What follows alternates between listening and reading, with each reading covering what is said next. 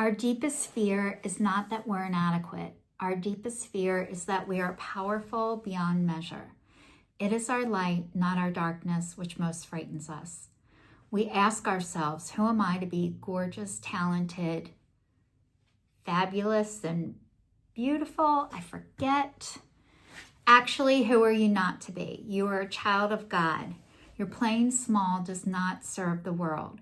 There is nothing enlightened about shrinking so that other people will not feel insecure around you. We are all meant to shine as children do. We were born to make manifest the glory of God that is within us. It is not just in some of us, it is in everyone. And as we let our own light shine, we unconsciously give others permission to do the same. As we are liberated from our own fears, our presence automatically liberates others. Marianne Williamson.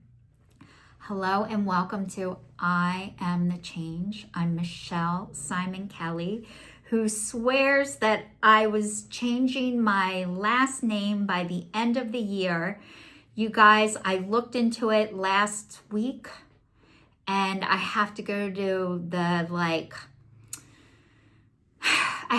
the courthouse and then to Social Security. I know it's going to be such a pain with my insurance and my driver's license. And you guys, I read this book once called From Clutter to Clarity, and I listened to it. I say read, but I listen because I have major problems with reading and comprehension. I always did, and I do better by audio. So I listened to it on audio. And she says, we're usually not afraid of the first thing, but the second thing. And it's true. I'm not afraid to change my last name. It's what a pain it's going to be afterwards. And there was a time when I was getting rid of my, cable and going to streaming. And I wasn't afraid to lose my cable. I was afraid I wasn't going to be able to work my TV after. So I procrastinated, and it kept me with my cable Xfinity for longer. And once I did it, I was able to work my TV. So my fear wasn't even real, but it felt real at the time. So anyway, you guys, I started this in 2019, stating out loud that I was breaking up with fear, I was breaking up with shame, and I was breaking up with guilt.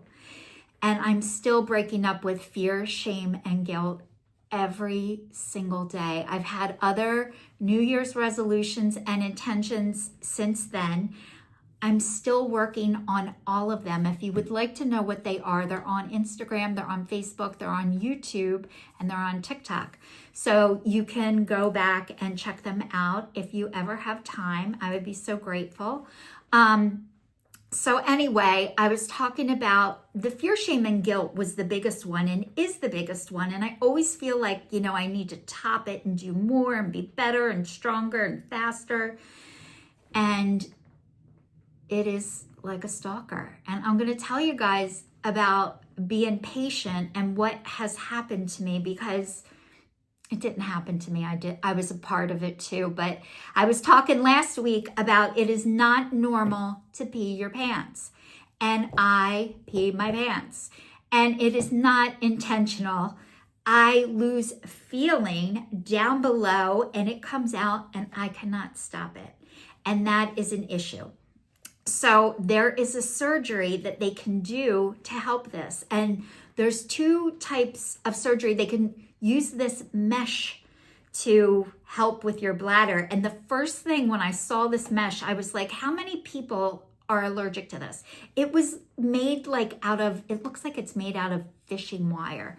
And I'm like, in my body? And then I found out there's another way to get this sling made. And it is with your own body tissue. And there's very few urogynecologists that do this surgery.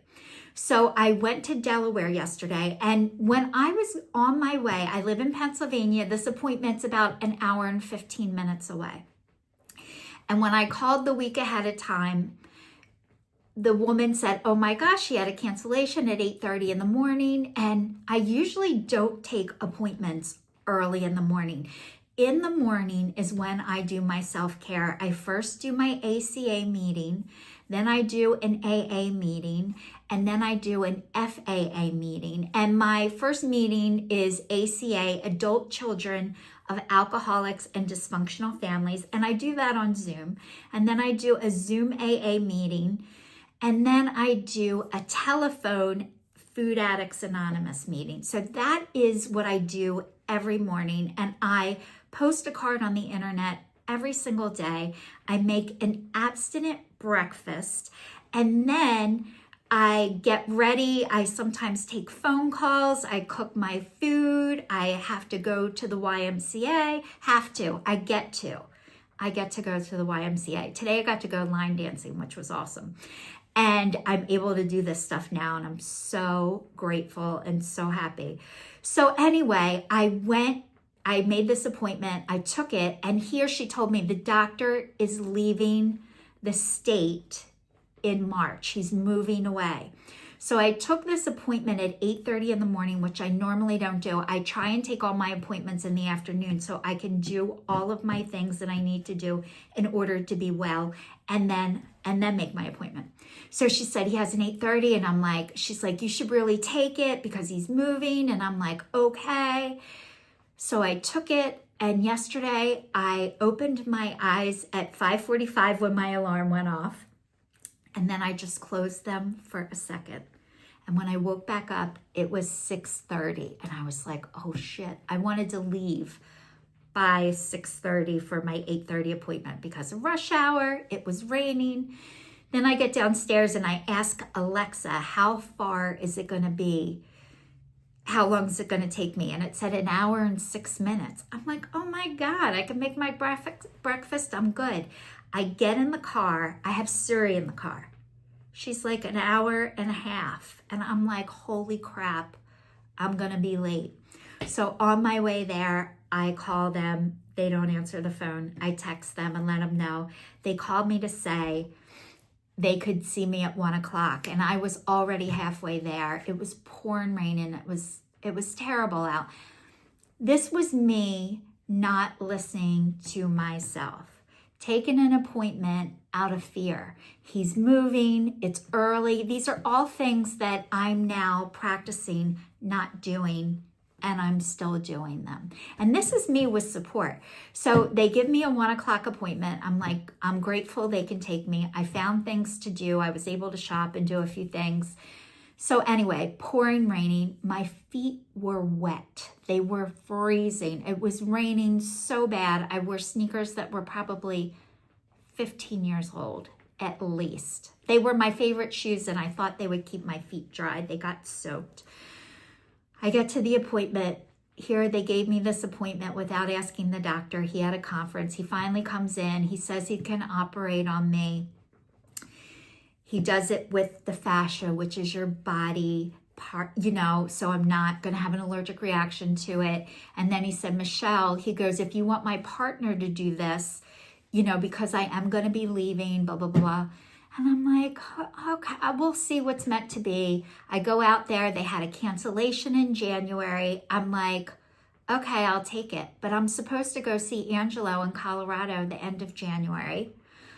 I'm supposed to do something on New Year's Eve that's really special.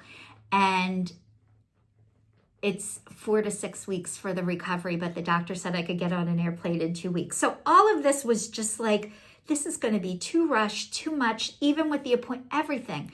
So I made the appointment anyway. I let this girl talk me into taking the appointment. And whenever I go back and forth, like, should I or shouldn't I? It's always a no. When I know it's a yes, I don't question myself. It's a yes, I'm done. I don't think about it again. And I kept going back and forth, and I knew it wasn't right. I was telling a girlfriend of mine, she recommended her doctor, who is way closer than me, and guess what? They do the fascia. So I was able to get an appointment, not until the end of February, but I have to wait and be patient. And a lot of times I have reacted out of fear because I don't want to wait.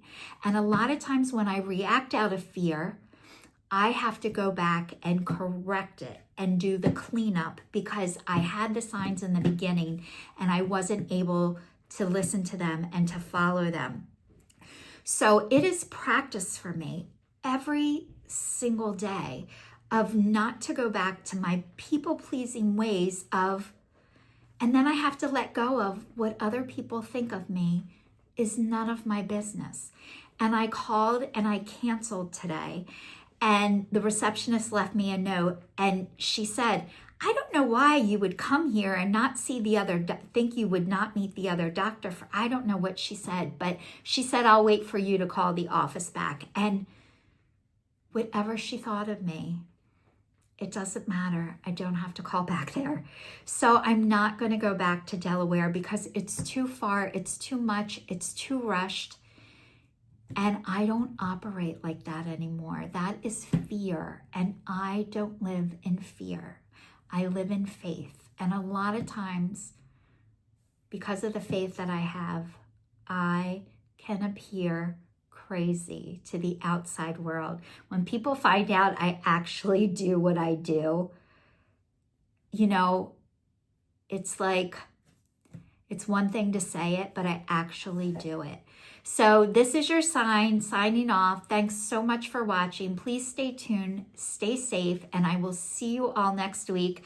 Forgot to tell you, Angelo and Dana came home last weekend. It was so wonderful to see them because they live in Colorado, and now they are getting excited for me to come there, and I'm so excited to go, and I'm well enough to do it. So take care, everybody, and I'll see you all next week.